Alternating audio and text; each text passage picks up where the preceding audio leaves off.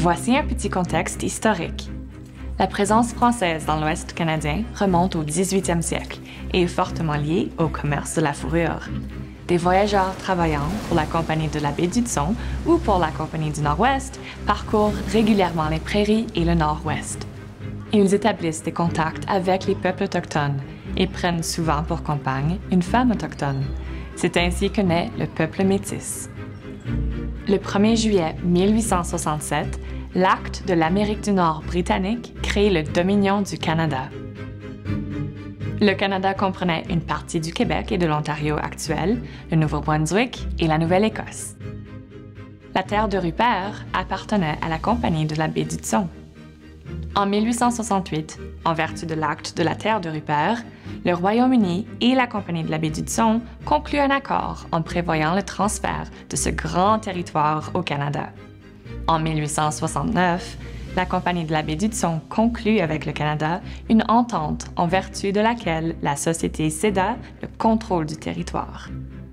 Mais il y avait un problème, c'est qu'on avait oublié d'en parler avec les résidents de la terre de Rupert. Les Métis de la colonie de la Rivière-Rouge craignaient de perdre leurs terres, leur religion et leur culture. En novembre 1869, Louis Riel propose la formation d'un gouvernement provisoire dans le but de négocier les conditions d'entrée dans la Confédération.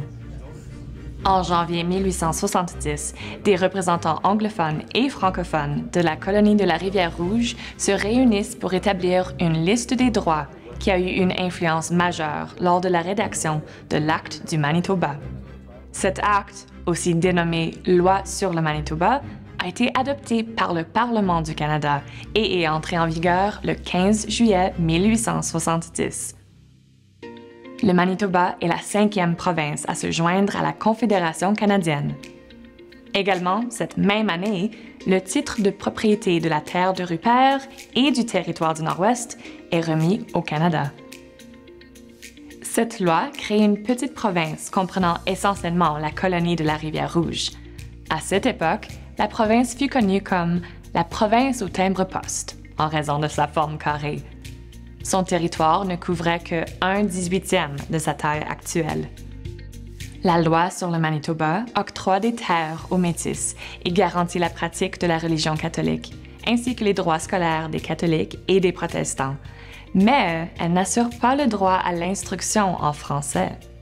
Si le Manitoba est officiellement bilingue, cette apparente victoire des Métis sera de courte durée. Ces protections ne seront pas pleinement mises en œuvre après l'adoption de la loi. À noter qu'aucune amnistie n'est accordée aux participants du gouvernement provisoire et que de nombreux Métis quitteront la province. L'article 23 de la Loi sur le Manitoba est rédigé en des termes semblables à l'article 133 de la Loi constitutionnelle de 1867, jadis appelée l'Acte de l'Amérique du Nord britannique. Citons que les débats à l'Assemblée législative du Manitoba peuvent se dérouler en français ou en anglais.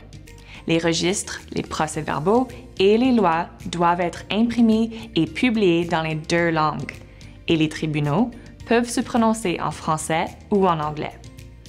En 1890, l'Assemblée législative du Manitoba adopte An Act to provide that the English language shall be the official language of the province of Manitoba. L'anglais devient la seule langue pour les registres, les procès-verbaux de la législature, les tribunaux et les lois. En 1892, le juge Louis-Arthur Prudhomme de la Cour de comté du Manitoba déclare que la province a outrepassé ses pouvoirs en adoptant cette loi de 1890.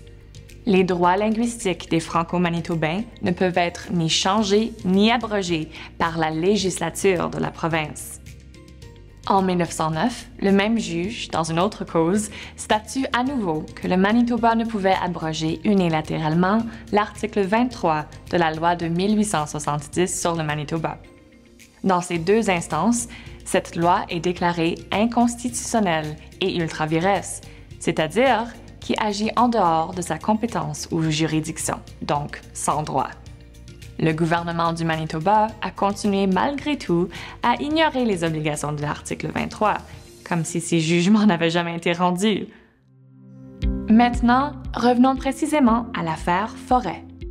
En 1976, Georges Forêt, un homme d'affaires de Saint-Boniface, se présente devant la cour du banc de la reine du Manitoba.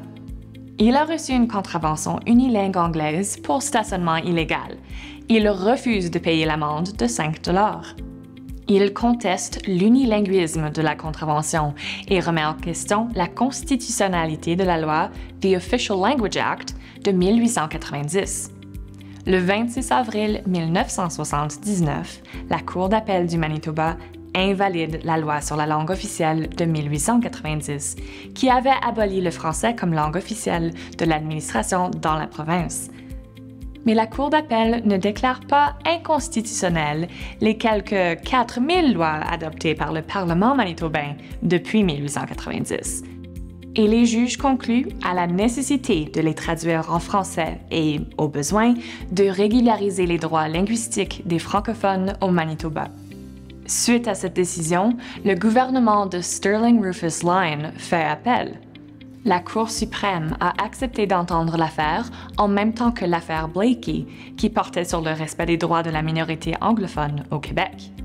Le 13 décembre 1979, la Cour confirme que la province du Manitoba n'a pas le pouvoir de modifier l'article 23 de la loi de 1870 sur le Manitoba. L'article 23 a été rétabli 89 ans après avoir été illégalement abrogé. En 1984, le gouvernement fédéral demande à la Cour suprême un avis consultatif concernant le Manitoba. La motivation dans ce dossier est attribuable aux contradictions apparentes entre le cas du Manitoba et celui du Québec. Au Québec, la Cour d'appel avait statué que les lois provinciales devraient être adoptées dans les 2 langues officielles afin d'être valides, alors que la Cour d'appel du Manitoba insiste sur la validité de lois qui n'ont même pas été traduites. En juin 1985, 10 ans après le début de l'affaire Forêt, la Cour suprême se prononce. L'article 23 de la loi de 1870 du Manitoba doit être respecté. Toutes les lois du Manitoba qui n'ont pas été adoptées en utilisant les 2 langues officielles depuis 1870 sont invalides et inopérantes. Toutefois, afin d'éviter un chaos juridique, ces lois sont d'une période de validité temporaire, afin de permettre au gouvernement manitobain de les traduire, les adopter, les imprimer et les publier dans les 2 langues officielles. Pour en savoir plus sur vos droits linguistiques, consultez saskinfojustice.ca et abonnez-vous à notre chaîne YouTube. C'est gratuit!